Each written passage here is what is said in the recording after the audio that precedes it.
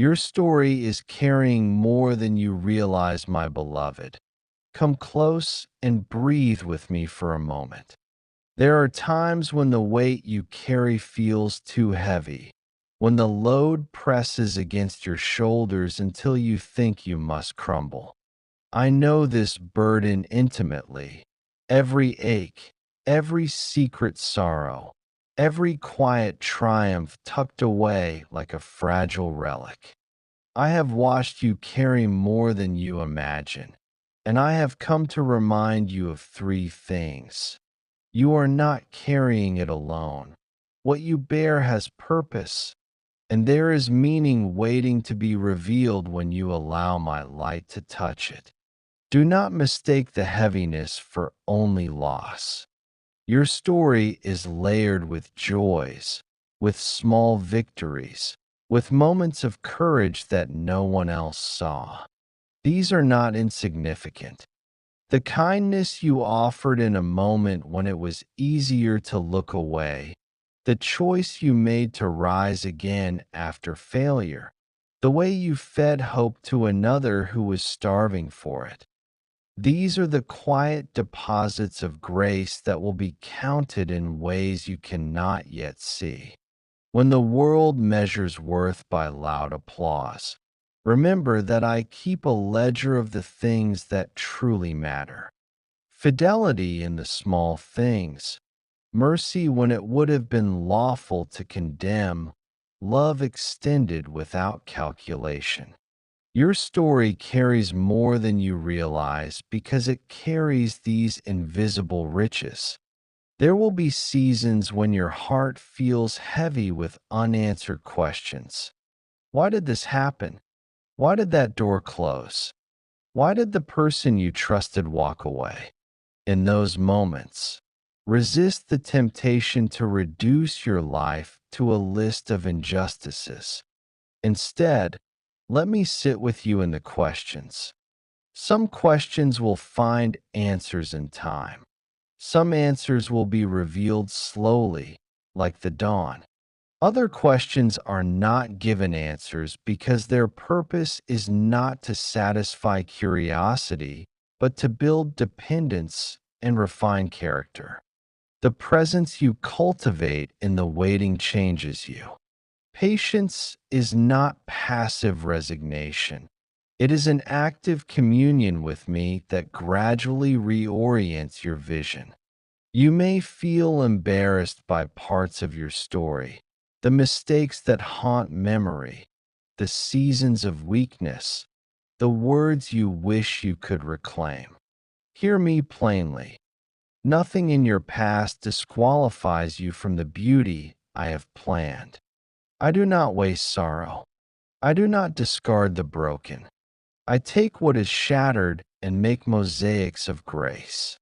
Your history will not be erased, but it will be redeemed. There are testimonies tucked into the margins of your life that will become beacons for others when you are brave enough to speak them. The wounds you once hid can become the doorways through which healing flows to a world that desperately needs it. You are carrying stories that belong to more than you. Some burdens were never meant to be borne by one person alone.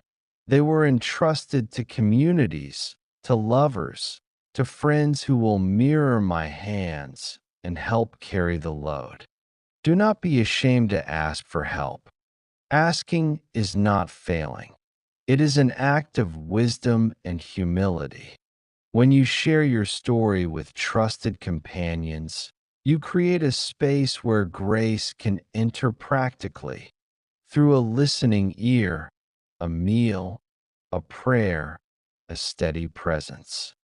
Community does not erase your pain, it distributes it so that the load becomes a shared pathway toward healing. You need not be solitary in the ache. There are times when the weight of your story is also a weight of responsibility.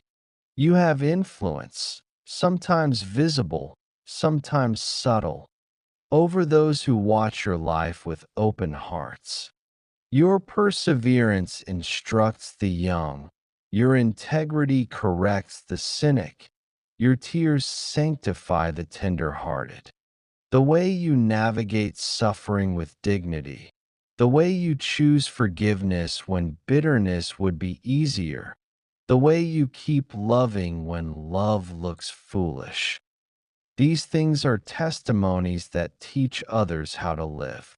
Do not underestimate the ripples your life creates. A single act of faithfulness echoes in ways you cannot measure. Let us speak now about the desires you have buried because they seemed impractical or too grand. Dreams are not idle fantasies. They are seeds of intention planted by the architect of possibility. Sometimes the soil seems infertile. Obligations press in.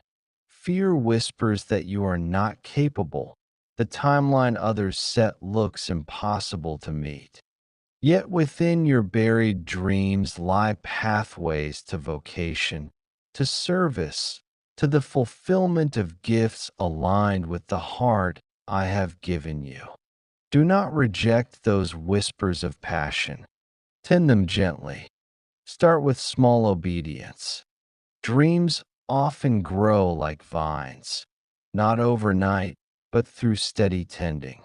What you think is only a personal longing may, in fact, be the very instrument I intend to use to heal others and to bring beauty into a broken place. There are also parts of your story that carry grief for those who never had a voice. Descendants of trauma, patterns passed down through generations, cultural wounds that you did not choose but inherited. These ancestral burdens are heavy, and they can feel ineradicable. But I am a God who brings light into dark genealogies. When you face these patterns and speak truth over them, when you choose different responses than the ones modeled to you, you begin to loosen the chains that bind not only you, but those who come after. Your courage to break cycles is a gift to the future. Do not carry that shame alone. Instead, act as a bridge of healing for those whose stories are still waiting to be rewritten. Listen to this. Sometimes what you carry is prophetic in a way you scarcely imagine. Your pain can cultivate compassion. Your failures can hone humility. Your scars can make you a skilled healer for others. There is a theology of brokenness where grace finds its most beautiful expressions. When you are transparent about your struggles, you invite others to authenticity. The raw honesty of your life can be a refuge for someone who is tired of pretending. In that sense, your story is not burdened but equipped. It arms you with empathy and with the capacity to reach into places of suffering with true understanding. Do not hide the scars. They narrate a survival shaped by tenderness and courage. You may be tempted to rewrite your narrative out of shame or fear, to present only the polished parts, the curated version that hides the messy chapters. Yet the gospel of my kingdom delights in the whole story, the messy, the redeemed, the ongoing. Vulnerability is not a liability. It is a conduit for connection. Tell your truth with courage. Let your testimony be genuine rather than performative. People do not need your perfection. They need your presence, your honesty, and the evidence that restoration is possible. Do not fear the judgment of those who cannot understand. Trust that my audience, the one who knows the ending before the beginning, honors honest confessions and redemptive arcs. Remember that some stories require excavation. There are memories buried deep, patterns that have calcified into habit, fears that masquerade as wisdom. These need careful, prayerful unearthing. You will need discernment to know when to dig and when to let resting things remain. Some things are seasons and can be safely left. Others hold keys to freedom. Seek counsel and journey with companions who will help you sift through what you carry. There is no virtue in unexamined suffering. Healing is not a solitary achievement, but a collaborative journey toward wholeness. Be mindful of the narratives you accept from the world. The culture will offer scripts that reduce you to role, status, age, income, or appearance. I refuse those narrow definitions. You are more intricate than any label. You are beloved and multidimensional. Resist the voices that tell you your story is only what you produce or how you are perceived. Your identity precedes your accomplishment. Anchor yourself in the truth of my relentless love, which outweighs every external verdict. Grounding your identity in me liberates you to do the work you were made for without being defined by applause or criticism. Do not fear the seasons of silence where it seems nothing is happening. Many of the most important developments in life happen in quiet growth. Roots thicken beneath the surface before any visible shoot appears. Trust the slow, subterranean work. Faithfulness in unseen places prepares you for moments of visible fruit. Small acts of obedience, a choice to forgive, a decision to show up, a refusal to lie, accumulate into character that can endure trial. These unseen investments are the backbone of a story that stands the test of time. Do not despise the slow days. They are the apprenticeship of greatness. I also want to release you from the tyranny of comparison. The neighbor's triumph is not your failure. Another's timing is not your delay. Your narrative is arranged with precision and intentionality. When envy arises, bring it into the light and ask me to teach you gratitude. Celebrate others and let their victories expand your imagination rather than shrink your hope. Comparison steals joy and steals the distinctive gifts that only you can offer. Reclaim your lane. It is where you can serve most effectively, with authenticity and power.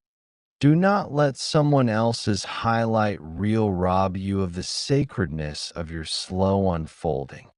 There is forgiveness woven into the fabric of your story, and it is both a request and a promise. Forgive those who wounded you, even when they have not asked. Forgive yourself for the choices made in ignorance or fear. When you forgive, you do not condone the harm.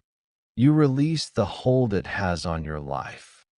Forgiveness is the removal of the chain that keeps you bound to the past. It opens space for fresh breath and new narratives. If you are hesitant, begin with small prayers asking me to soften your heart. I will do the rest. Release and watch how the weight changes its shape and becomes light enough to lift. As you carry your story, steward it well. Be intentional about the legacy you leave. Speak life into those around you. Model integrity, steward resources wisely, and cultivate love that is generous and discerning. Legacy is not large gestures alone. It is the accumulation of daily habits that point to goodness. Your story will be a thread in a tapestry much larger than you. woven with others' threads, colored by acts of faith, and patterned by choices to love well. Tend your thread with care.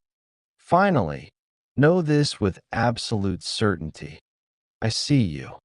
I know the exact pressure your life endures. I notice even the smallest acts of faithfulness, and I am working in ways you cannot always perceive. The times you felt abandoned were never the end. They were part of a larger arc toward restoration. Hold tightly to hope. Let my love be the lens through which you read your past and the map that guides your future. Your story carries more than you realize because it carries purpose, redemption, community, and a far reaching influence that outlives the span of a single lifetime. I come to you again, beloved, because your heart still holds questions and your shoulders still feel the imprint of what you carry. Rest here with me a while longer. Let these words not be read hurriedly, but tasted slowly, like water after a long journey. There are more things to say about the cargo of your life: how to bear it well, how to lay some of it down, and how the very weight can be a means of grace for others when handled with wisdom. First, be honest with yourself about what you carry. Too often you tuck burdens into hidden corners and pretend they do not ache, as if denial were a form of strength. Honesty is courage. It opens the door for healing. Name the sorrow, the anger, the fear, the shame. Speak them aloud in a safe place or write them in the quiet of your room. When you name what you carry, you disempower its mysterious control over you. Disclosure breaks the spell of secrecy and invites light into places that have grown cold. Do not confuse disclosure with weakness. It is the first step toward transformation. Next, learn to sort your burdens. Not everything on your back is yours to bear. Some things belong to others, their choices, their guilt, their prejudices. Distinguish between responsibility and reactivity. Responsibility is an offering. Reactivity is a cross that was never meant for you. Ask me for discernment to know which burdens are yours and which are not. When you take on someone else's shame or guilt because you fear their judgment, you enable cycles that keep both of you trapped. Free yourself by returning what is not yours to carry. Pray for those who struggle, but do not collapse under the weight of their choices. Create sacred rituals for unburdening. Rituals anchor the soul. They do not have to be elaborate. A daily breath of gratitude, a weekly time of confession and release, a seasonal retreat to breathe and recalibrate. Rituals teach the body and spirit how to move burdens from internal storage into communal hands. When sorrow feels eternal, ritual marks a rhythm: grief acknowledged, grief released, grace received. Build patterns that help you consistently unload what clings to you. Let the practice of unburdening become as ordinary as brushing your teeth.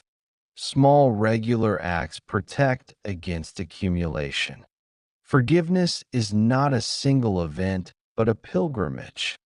You may think you have forgiven, only to find that the old wound stings again when a certain memory surfaces. Return gently to the path of forgiveness. Forgiveness sometimes requires revisiting the hurt, naming what was taken, and then choosing again to release it. Pray for eyes that see the offender as a flawed human rather than a caricature of evil. This does not excuse harm. It humanizes the brokenness from which harm often springs. Repeatedly choosing forgiveness loosens bitterness and opens you to greater freedom. Keep walking that pilgrimage even when the terrain is rough. Cultivate margin in your life. Margin is the space between your limits and your load. When you schedule every minute and say yes to every demand, the margin disappears and stress becomes your constant companion. Intentionally create breathing room, time for reflection, for play, for silence, for simple joy. Margin is a spiritual practice that honors the reality of your finite strength and trusts that some tasks can wait. When you protect margin, you also protect the people you love, because a life with margin is a life capable of sustaining generosity. Let margin be a principle you guard jealously. Build a map for your healing. Healing rarely happens by accident. It is often the fruit of deliberate choices. Therapy that helps rewire pain, friendships that hold you accountable, disciplines that strengthen your soul. Seek professionals when wounds are deep. Medical and psychological care are not signs of spiritual poverty, but of wisdom. Combine prayer with practical help. If you need rest, take it.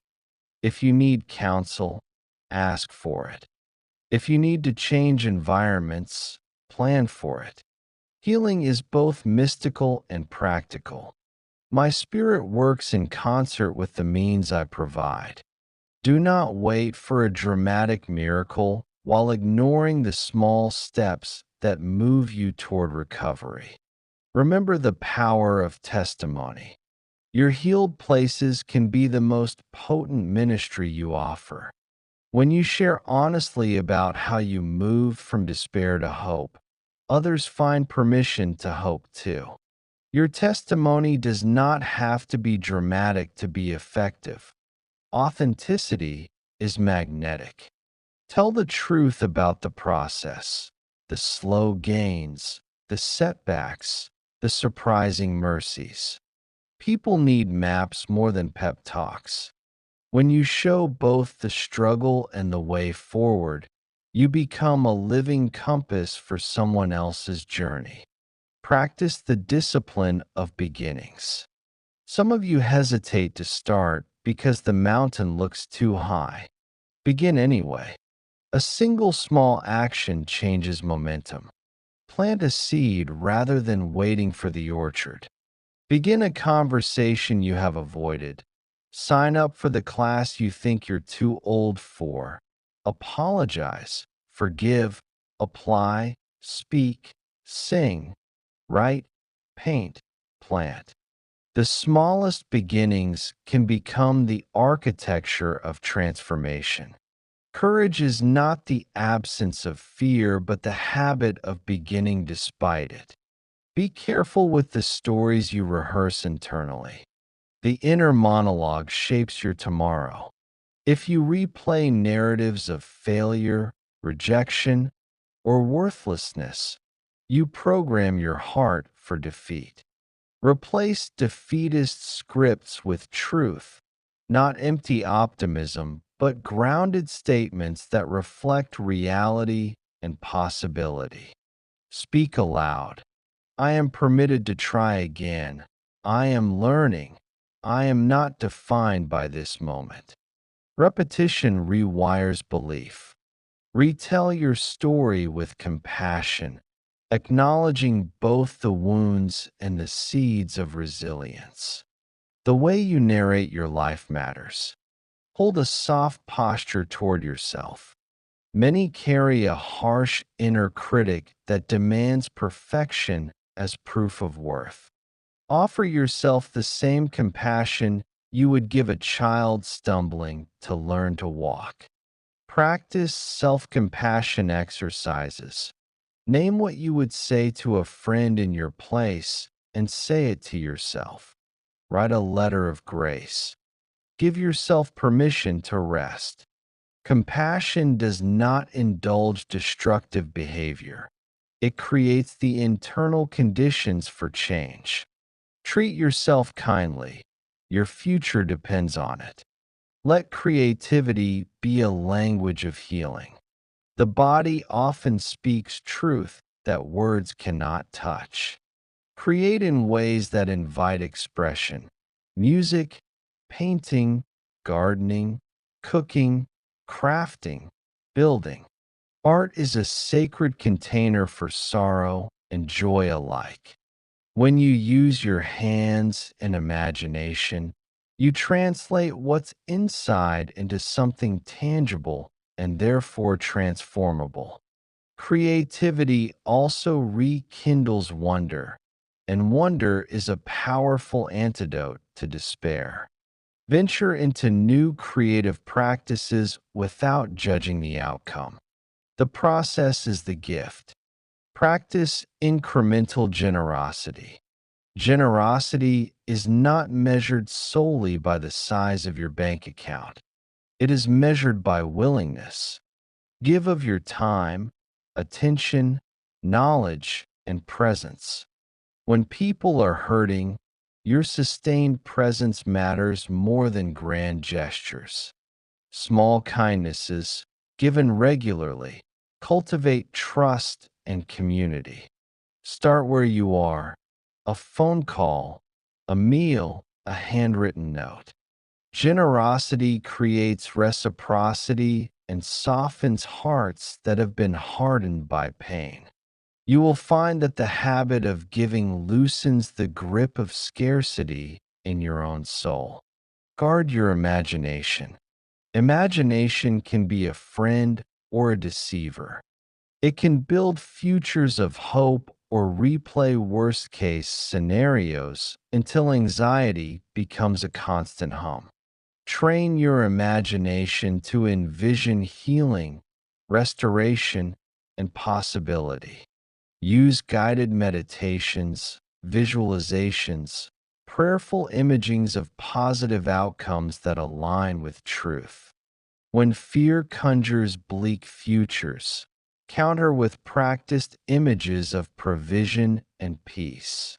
Your mind is a garden. Choose what to plant. Practice boundary making as an act of love, both for yourself and for others. Boundaries are not walls of isolation, but fences of stewardship. They protect what is tender inside you and create predictable patterns of interaction. When you set limits, you clarify expectations. Boundaries teach others how to treat you. They also model self-respect for those who watch. Saying no is sometimes the most loving thing you can do because it preserves your capacity to say yes in meaningful ways. Learn the art of saying no with grace. Embrace seasons of smallness. Not every season is for grand achievement. Embrace the dignity of small tasks done with love: a tidy home, meals prepared, a patient conversation, a consistent presence. These small rhythms create soil for larger dreams. Honor the unnoticed labor of everyday life. It is holy work and has intrinsic worth. Resist the cultural pressure to evaluate life only by grand metrics. Often, the quiet, faithful tasks sustain generations. Cultivate a theology of contingency. Life will disappoint you at times. Plans will fail. People will let you down. Seasons will change in ways you did not foresee. A theology of contingency recognizes fragility and trusts a reliable heart behind the randomness. It is not fatalism, it is realism anchored in hope. When plans collapse, be willing to pivot.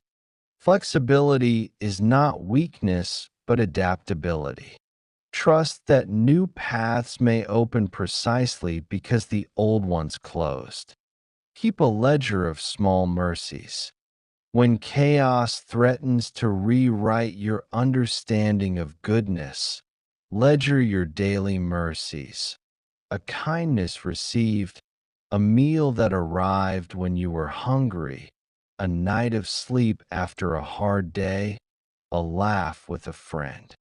This practice trains your mind to notice grace, even amid pain. Over time, the ledger becomes a map of custodial favor that can steady you in stormy seasons. Be proactive about reconciliation. If relationships matter to you, initiate mending. Do not wait for the other to move first if your conscience nudges you. Reconciliation is often a two-step journey. You may extend the first step without the other immediately responding. Plant seeds of peace and trust that, over time, soil may be ready to receive them. Some reconciliations will be partial, others will bloom fully. Embrace the process without demanding immediate closure. Lastly, keep faith with the mystery of time. Patience is not passive waiting, but an active trust in a process you may not fully see. Time is a builder. It knits together the raw materials of your life into something resilient. Expect seasons of both growth and pruning. When you cannot see the finish line, keep tending the present. Small acts performed faithfully become the scaffolding of a story that future eyes will read with gratitude. Beloved, do not forget that you are held, not just by memories or by a sense of duty, but by an enduring presence that never sleeps. I carry what you cannot, and I walk beside you as you bear what you must. Your story is more than burden. It is an instrument, a ministry, and a mystery that will, in time, reveal its purpose. Keep faith with the slow work. Keep living with compassion, with courage, and with steady, humble persistence. Go now with a lighter step, for you have been given tools to ease what weighs you down. Name what you carry, sort it, share it, and create practices that release what no longer serves you. In doing so, you will find that the very burdens that once bent you low become the means by which you stand taller, not in pride, but in empathy, in service, and in a confidence that is quietly unshakable.